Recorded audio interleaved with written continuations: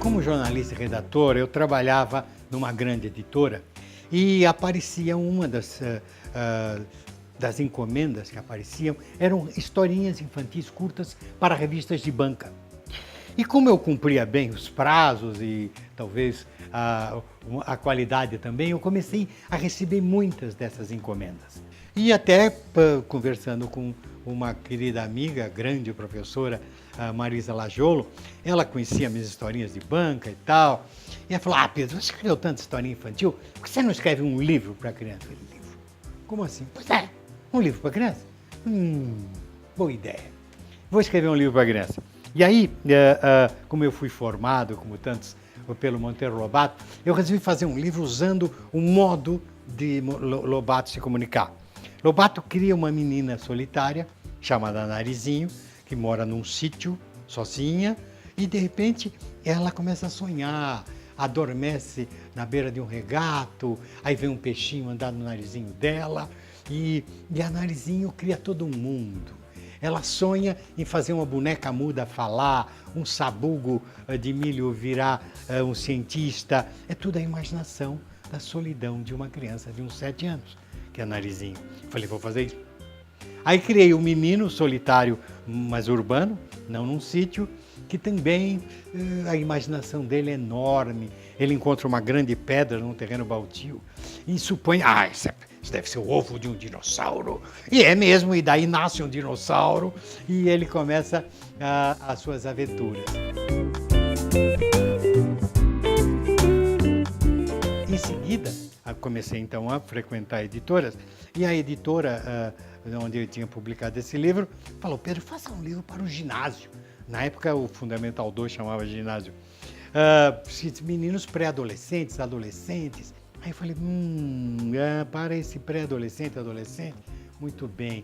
Esses meninos não são solitários como o Narizinho. Eles já têm uma turminha na escola.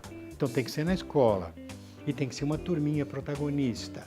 Aí eu criei a Turma dos Caras com K e fiz o livro A Droga da Obediência, que fala de um momento importante da minha vida, que quando eu comecei a ser jornalista, veio a ditadura militar e veio a censura ao texto, a censura ao jornalismo, uma censura brutal.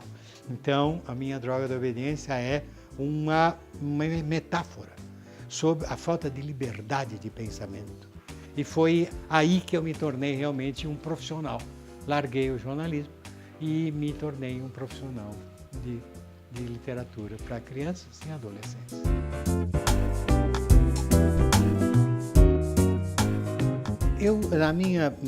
Do meu modesto modo de ver, não existe inspiração, existe trabalho. Para qualquer coisa existe trabalho. Existe uma provocação do outro para te fazer trabalhar. Depois que eu resolvi me tornar um escritor somente para o ensino fundamental, eu tive que conhecer melhor a teoria do meu leitor. Claro que um artista tem que ter sensibilidade, ele tem que ter olhar, entender e tal e criar. Mas você também tem que estudá-lo, né?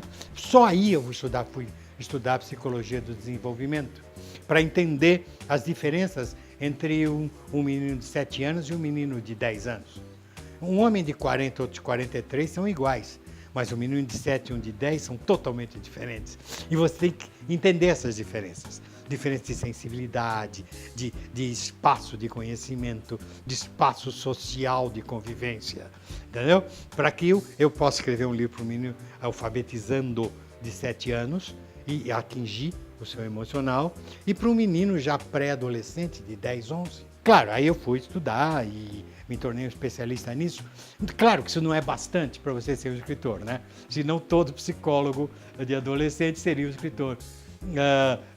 Isso tem que ter somado a uma vontade e a uma imaginação, o desejo de divertir, o desejo de fazer uma coisa gostosa para a pessoa ler, né? Você tem que somar isso.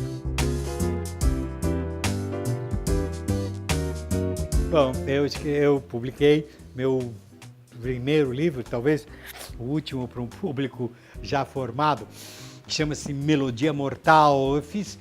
Tenho um amigo médico que me falava sobre diagnósticos da história, em que muitas pessoas famosas que morreram, disseram que morreram de tal coisa, e ele pesquisando descobriu que não foi. Por exemplo, dizendo assim, que Beethoven morreu pela sífilis, e não é verdade. Não é verdade.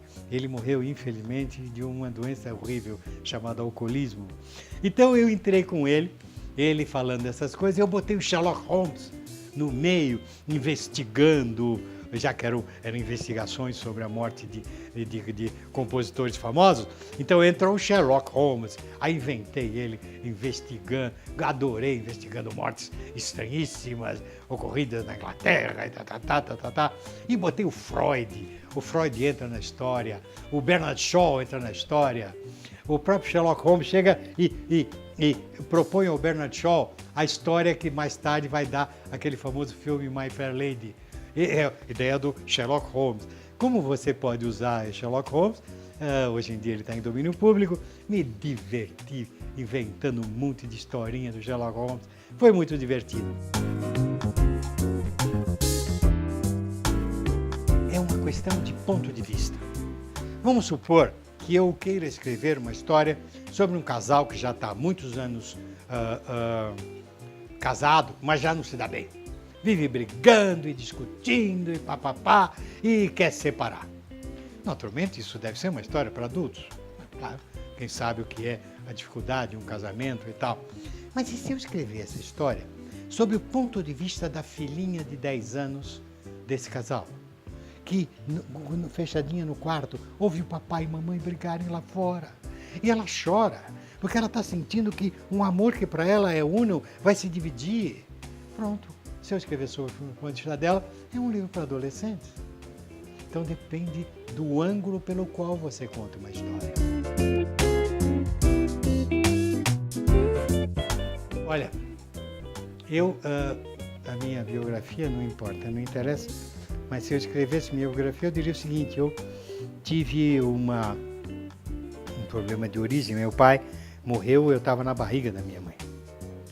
Ela já tinha mais 2 filhos e jovem, com 3 filhinhos, pobre, pouca cultura, me deu muito carinho, me deu muito colo, me contou muita historinha no colo, mas não tinha muito mais para me dar. Então quem me fez? Os professores. Esses professores me fizeram. Foram eles que me mostraram um mundo. Então, não é que eles me marcaram, eles são os meus pais. Me marcaram tanto quanto um pai pode marcar um filho.